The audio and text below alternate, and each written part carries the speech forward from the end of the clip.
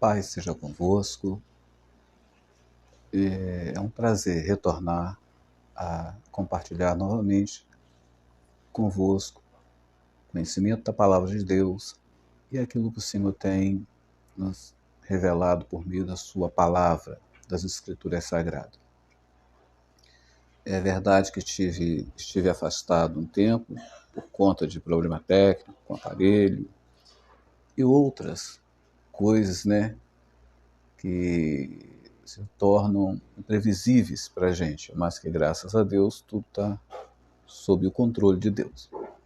Eu quero compartilhar nesse momento com vocês passagem do Evangelho no capítulo 14 do Evangelho de São João, no versículo 6, onde Jesus diz: Eu sou o caminho, eu sou a verdade e a vida, e ninguém vem ao Pai senão por mim. Esse texto é um texto que nos traz muita alegria por garantia dada pelo próprio Jesus, que ele é o caminho. E ele sendo o caminho, ele nos conduz. A gente não tem como errar. Ele é a verdade. Sendo ele a verdade, não temos o que temer, porque estamos seguros e depositando a nossa fé naquele que verdadeiramente tem poder para salvar, perdoando os nossos pecados por meio do sacrifício que ele mesmo realizou na cruz do Calvário, segundo o que foi profetizado acerca dele, primeiramente por seu Pai, pelo próprio Deus, e pelos profetas e todas as Escrituras Sagradas.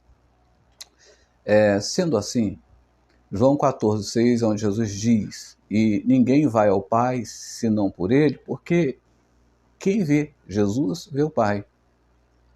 Esse contexto está dentro do texto em que Jesus diz aos seus discípulos para não ficarem entristecidos ou temerosos, que ele iria para um lugar e que naquele momento, os seus alunos não poderiam estar com ele, mas que depois disso poderiam, porque Jesus iria possibilitar isso. O Senhor Jesus ia criar, a possibilidade disso.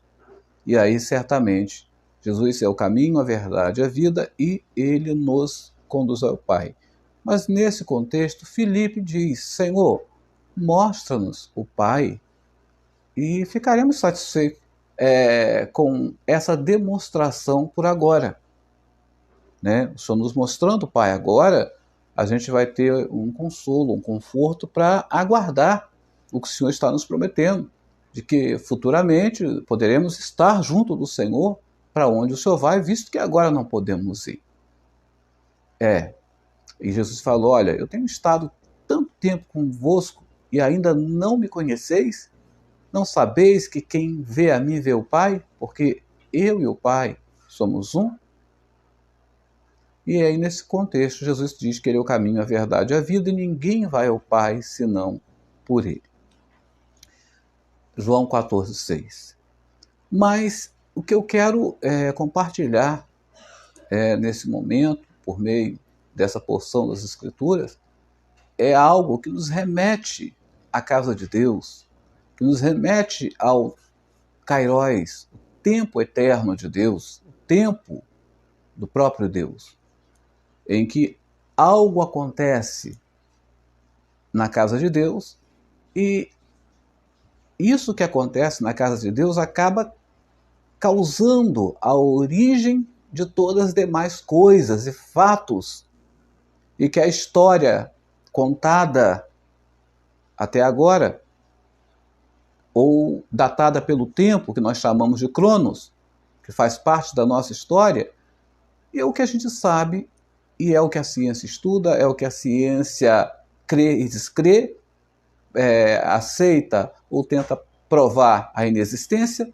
mas o fato é que a palavra de Deus diz que, no princípio, em Gênesis capítulo 1, no verso 1 diz: No princípio criou Deus os céus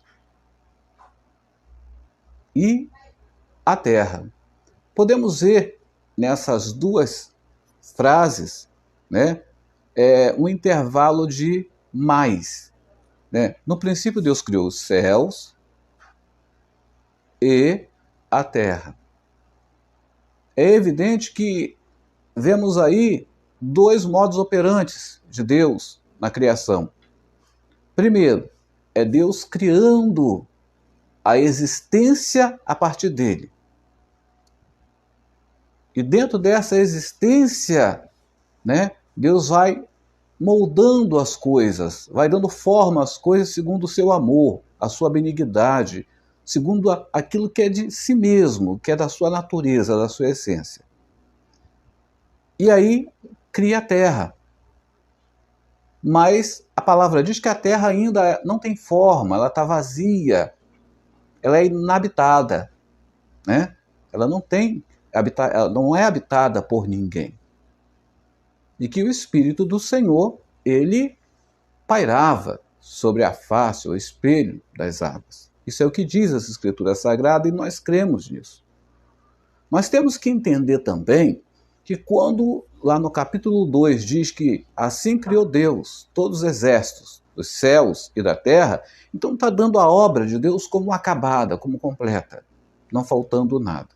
Mas nós bem sabemos que a obra de Deus, ela foi feita primeiramente por meio dos seres celestiais, né? Os anjos, os filhos de Deus.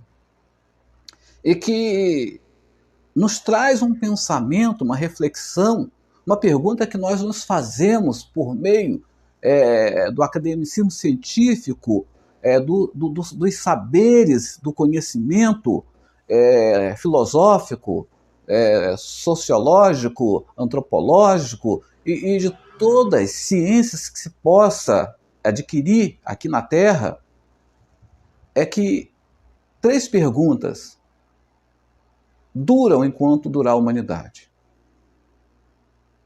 Quem eu sou? Né?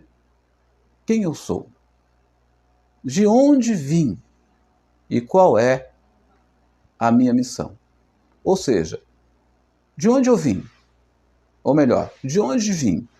Quem eu sou? E para onde eu vou? Porque o que eu estou fazendo, eu estou fazendo. O que eu estou fazendo, eu sei o que eu estou fazendo.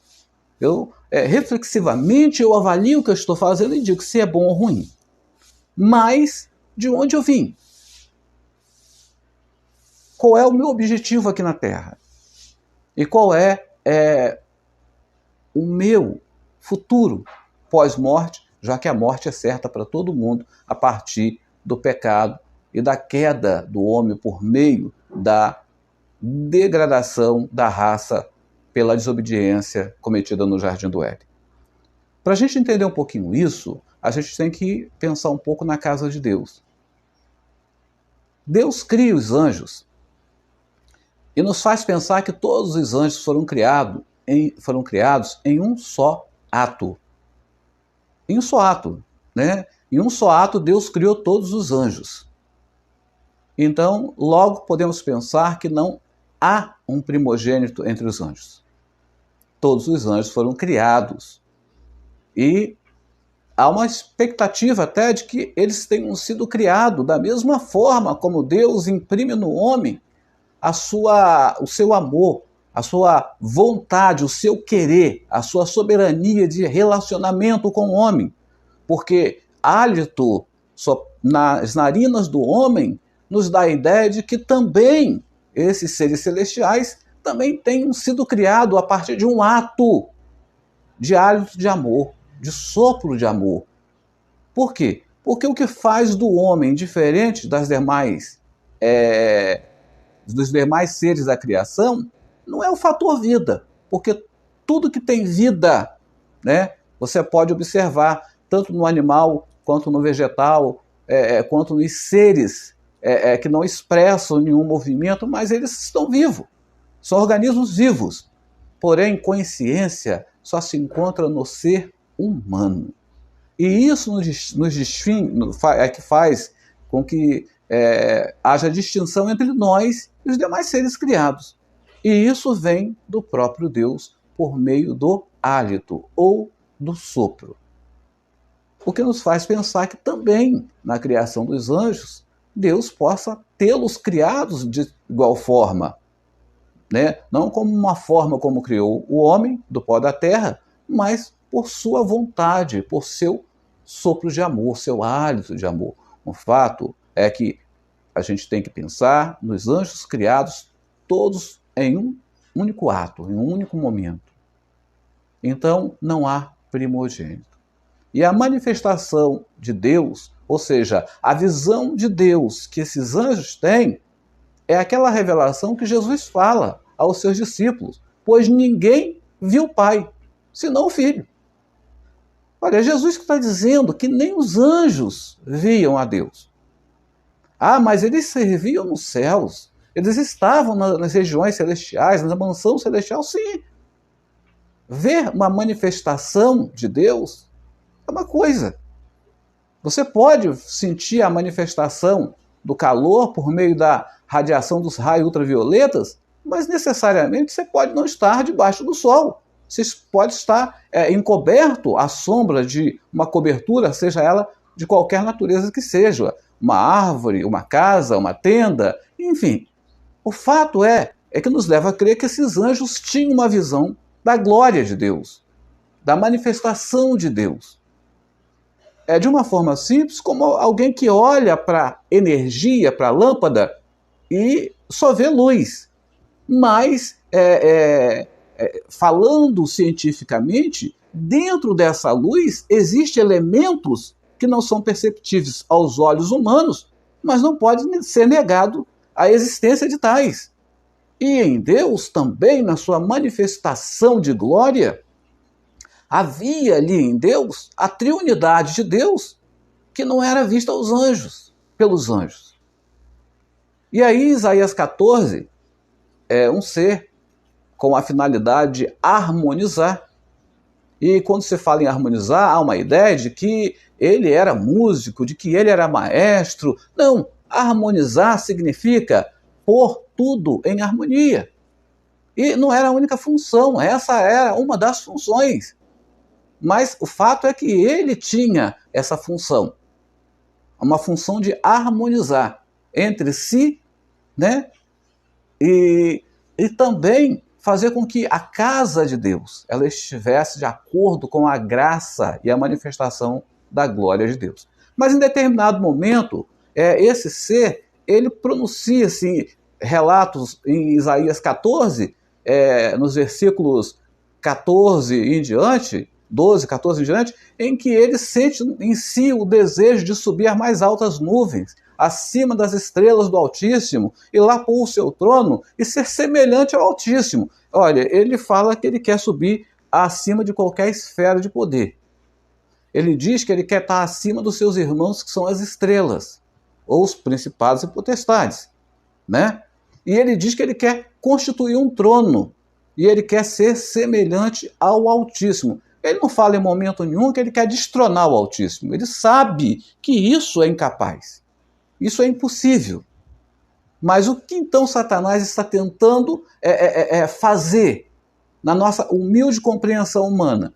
Satanás está num ato de reivindicação de primogenitura. Porque como primogênito, você se torna o primeiro. Como primeiro, você se torna a destra, a mão direita daquela manifestação que eles viam que era o Criador. E aí, nesse orgulho, dessa soberba de se achar melhor do que os seus demais, seus irmãos, e de achar que poderia ser o primogênito, e de achar que poderia ser o herdeiro, o regente de Deus, naquele tempo celestial, então Deus chama um anjo, cujo nome nós conhecemos na linguagem latina, né, greco-latina, portuguesa por Miguel, que em hebraico significa Micael, ou Micael, que significa quem é igual a Deus, porque Satanás fala que vai estabelecer um trono, vai constituir um trono e vai ser semelhante, vai ser igual a Deus. Ele não está dizendo que ele vai ser Deus, Ele vai dizer que ele está dizendo que ele vai ter uma similaridade com Deus, né? Ele vai ter um espelhamento daquela glória de Deus. E, por certeza, ele força uma primogenitura para que Deus o reconheça. E aí está o seu pecado. Por quê? Porque quando ele força isso, ele acaba reivindicando um lugar que já existe no eterno, na unicidade e na unigenitura de Jesus Cristo, o Filho unigênito de Deus. Aquele que por ele, para ele, são todas as coisas. Porque dele, por ele, para ele são todas as coisas, como diz as Escrituras. E então Deus chama esse anjo, né? E esse anjo lança o maligno e aqueles que se rebelaram para a terra. E tem-se aí a origem do mal. Que por quê? Com a retirada da graça, a retirada dessa consciência de Deus, de Satanás, a queda em si é só um simbolismo da queda espiritual de Satanás, em que ele perde a presença de Deus, ele perde o favor de Deus, ele perde a permanência, a habitação de Deus nele, e no ato da queda simbólica, ele começa a ter uma desfiguração da aparência glorificada pela glória de Deus, e ele então entra num processo de demonização. Nesse processo de demonização, Satanás cai e vem para a terra.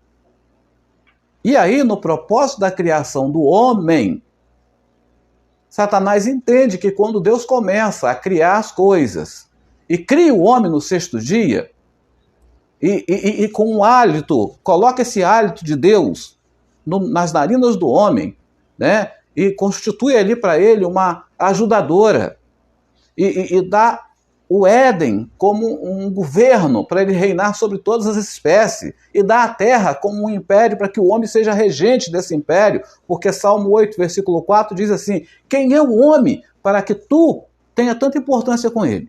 Porém, no versículo 5 do Salmo 8, o salmista diz: porém um pouco menor do que os anjos. Em outras versões, do que os deuses. Mas fica mais compreensível e aceitável do que os anjos. O Senhor o criou e deu o governo da terra para eles. Então, Satanás faz essa proposta de pecado por meio da serpente, por meio do fruto da desobediência, tomando assim um reino humano da mão do homem e assumindo esse reino e fazendo dele o seu império de roubar, matar e destruir. Então, a implicância que o diabo tem em relação ao homem, à humanidade, porque com a queda de Satanás e de terça parte, como está lá em Apocalipse 12, né? No livro de Apocalipse, onde Satanás cai, ele traz terça parte dos anjos com ele, o céu ele fica desfalcado desses anjos que foram criados. E aí Deus vem fazer anjos na terra. Mas, pastor, isso não é loucura da cabeça do Senhor? Você não é obrigado ou obrigada a pensar como eu. Mas eu penso assim, eu entendo assim, pensando nas Escrituras, lendo com amor, lendo com carinho. Deus cria homem, diferente dos demais seres. Em Gênesis 1, 26, Deus diz: e agora façamos o homem, e que ele seja conforme a nossa imagem e semelhança. Ou seja, Deus está dando ao homem aquilo que Satanás reivindicou para si na região celestial, e ele não teve. Por quê? Porque ele quis tomar à força aquilo que Deus não lhe havia dado. E ele, então, começa a se tornar o próprio mal. O mal se origina dele pelo seu orgulho, pela sua vaidade, pela sua ganância. Por quê? Porque ele desejou a primogenitura. Porque somente o primogênito reina sobre os demais. Isso, em toda a história do Antigo Testamento, ver-se-á a questão do valor da primogenitura. Em qualquer sociedade patriarcal, ver-se-á a questão da primogenitura. Então, Satanás está se comportando de acordo com um padrão que Deus estabelece nos seus decretos. E então a gente consegue perceber bem, né, que Deus, então, agora, por meio de um decreto, em Gênesis 1:26, diz: façamos agora o homem conforme a nossa imagem e semelhança. Lá no céu, Satanás queria ser semelhante. Então Deus chama um anjo com o nome de Miguel, que significa Micael, cujo significado é quem é igual a Deus, quem é como Deus, quem pode ser semelhante a Deus. E então Deus pega do barro frágil da terra, com sopro, com hálito dele nas narinas desse barro, em que ele transforma em homem, que dá o nome de Adão, por conta da sua essência, da sua natureza, e da sua esposa Eva, a qual ele também põe o nome dos animais, e ali começa então o homem vivendo no Éden até cair, e até ser expulso do Éden pelo pecado também. Mas o homem foi criado em inocência, o homem foi criado em justiça, o homem foi criado em santidade. E tudo isso, numa punição de morte, é feita uma incisão cirúrgica, em que Deus, então, ele recolhe o seu hálito, mediante aqueles que começam a invocar, a partir de Enos, Sete, a descendência ali de Adão, e começa a buscar o Senhor, a presença do Senhor, e Deus vai estabelecendo várias alianças, até chegar à pessoa de Cristo, seu filho unigênito, que é batizado, que vai para o deserto, e lá no deserto ele é experimentado, ou provado, ou tentado 3 vezes por Satanás, para mostrar a Satanás que só ele é semelhante a Deus, porque ele é o próprio Deus. Ele é aquele a quem Satanás queria reivindicar primogenitura, quando já havia o unigênito, de qual tudo é por ele, para ele e para ele. Então, é muito fácil a gente pensar de que, quando diz lá as Escrituras, muitos são chamados, poucos escolhidos. Se entendermos dessa forma, Deus, em sua soberania, vai estar fazendo separação de pessoas. Mas se entendermos que é como um concurso público, onde está abertas as vagas para todos habilitados e capacitados, porém, só vão os aprovados. Apocalipse diz: ser fiel até a morte, ou seja, até o limite, até onde não der mais, até a vida. E vocês receberão a coroa da vida. Então, qual é? De onde você veio?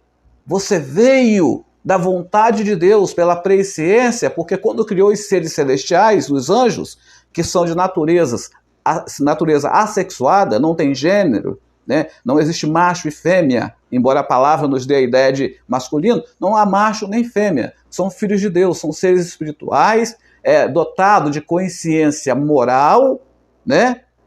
Consciência moral e intelectual.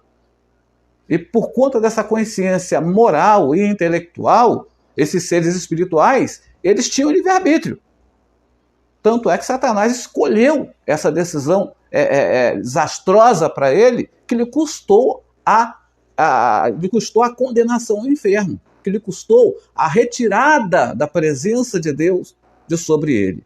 E meu amado e minha amada, há uma coisa muito importante que eu quero falar de forma muito rápida. Esse vídeo está corrido, né? E talvez Deus nos dê a oportunidade de estarmos falando desse vídeo de forma mais detalhada, de mais simplificada. É que, se a glorificação se dar-se-á por meio da ressurreição, aonde os salvos terão corpos glorificados e adquirirão para si a natureza angelical, conforme o próprio Jesus diz, né? Há de se pensar também que, sendo o inferno feito para Satanás e seus demônios, o homem pecador, ainda morrendo em condenação e desgraça, ele tem um empecilho para entrar no inferno.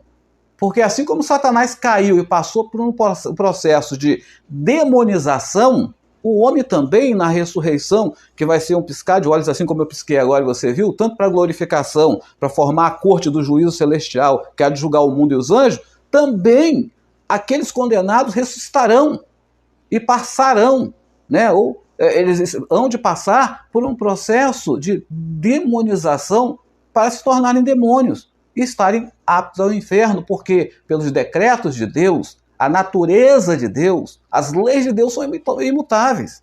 O que Deus fez será sempre. A palavra diz: passa o céu, passa a terra. Ou seja, as estações, os anos, a cultura, civilizações. Mas Deus, ele não muda, ele é o mesmo. E esse Deus de amor, que fez tudo isso, que criou em sua presciência, dentro do academicismo teológico, há uma conotação e uma denotação para a presciência. Mas eu, apaixonado que sou por teologia, apaixonado que sou pela Bíblia, eu não estou falando de religião, eu não estou falando de igreja, estou falando de teologia, apaixonado que sou, eu consigo perceber, eu consigo vislumbrar isso, que Deus, em sua presciência, ele acaba manifestando a onisciência, a onipresença e a onipotência. Ele manifesta esses atributos dele mais acentuados, além de muitos que ele tem, na presciência. Porque na presciência ele trabalha a sua onipotência, a sua onipresença, né? e a sua onisciência, a sua onipresença e a onipotência. Então, de onde você veio? Você veio da presciência de Deus, do saber de Deus. Para quê? Para se relacionar com Deus, porque para isso ele sopra em suas narinas. E por quê? Porque mesmo sabendo que você ia falhar, e eu também, Deus ele tem para nós um propósito, que é povoar o céu do barro, né? Do barro, da lama para a glória, ou seja, seria do lixo para o luxo. Ah, tá. E como é que a gente vai saber, pastor, que isso daí não é doideira da sua cabeça? Não. Você não é obrigado a concordar comigo em nada. Eu estou só te passando um pensamento de alguém que estuda, de alguém que pensa, de alguém que gosta de respirar teologia.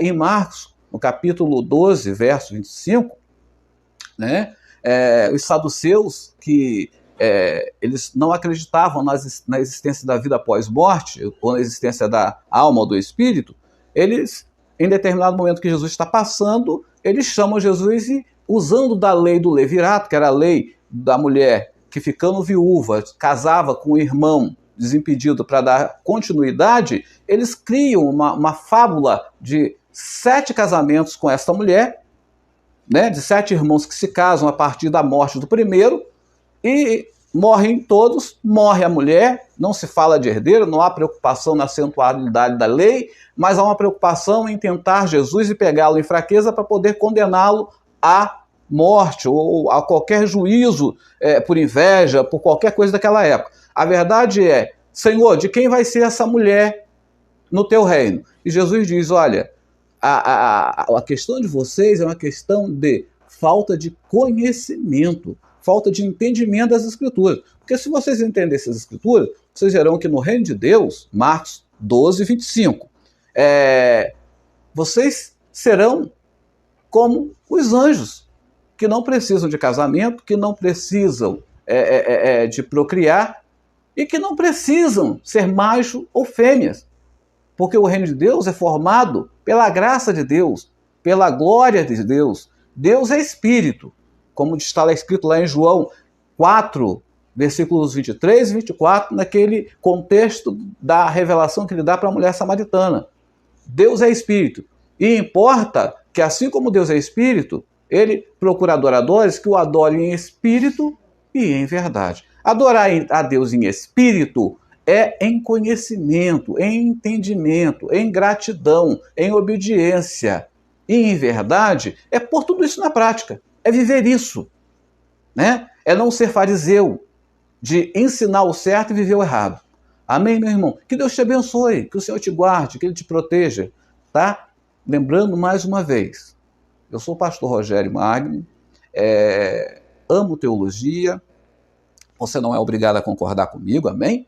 Eu estou só compartilhando com você algo de alguém que ama as Escrituras, ama a teologia e tem a ousadia de estar comentando, compartilhando isso com você, tá bom? A gente tem mais coisas, se Deus nos permitir, para estar falando, né?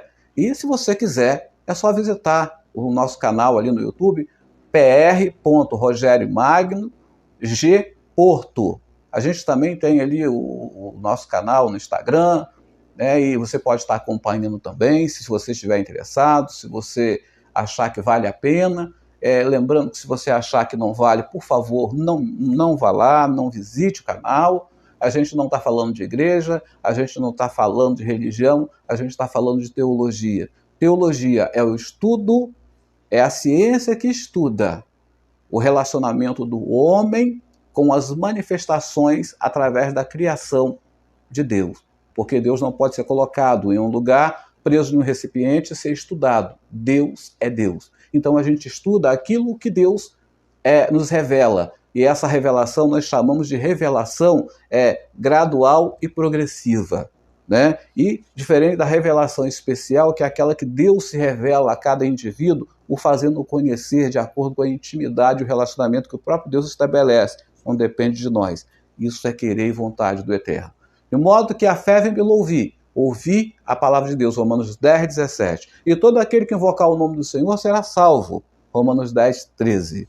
Então, se você ainda não recebeu o Senhor Jesus como seu único e suficiente Salvador, independente de tudo que eu tenha falado, receba-o, deixe ele entrar na tua vida, estenda a mão para ele. Você é um condenado, você precisa ser resgatado assim como eu também fui resgatado um dia. Deixe ele te salvar, deixe ele entrar na tua casa, deixe ele fazer como ele fez lá em Atos 16, 31, na casa daquele carcereiro que em desespero, querendo tirar a própria vida, achando que todo mundo havia sido fugido, após Paulo e Silas cantarem na prisão e o Senhor enviar o anjo do livramento, ali Paulo e Silas dizem, não, ninguém fugiu, todo mundo está aqui. E aquele homem apavorado diz, eu preciso de salvação, porque eu não posso lutar contra um ser tão poderoso, um Deus que abre prisões, que quebra a corrente, que liberta de espíritos imundos, que cura e que faz maravilhas. Então, aceite, receba de gratidão a salvação que Cristo já te deu, já consumou por você na cruz do Calvário. Amém? Deus seja com você. A libertação em nome de Jesus seja com você. A salvação em nome de Jesus seja com você.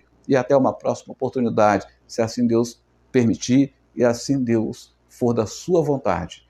Fique em paz, você e toda a sua casa, em nome de Jesus.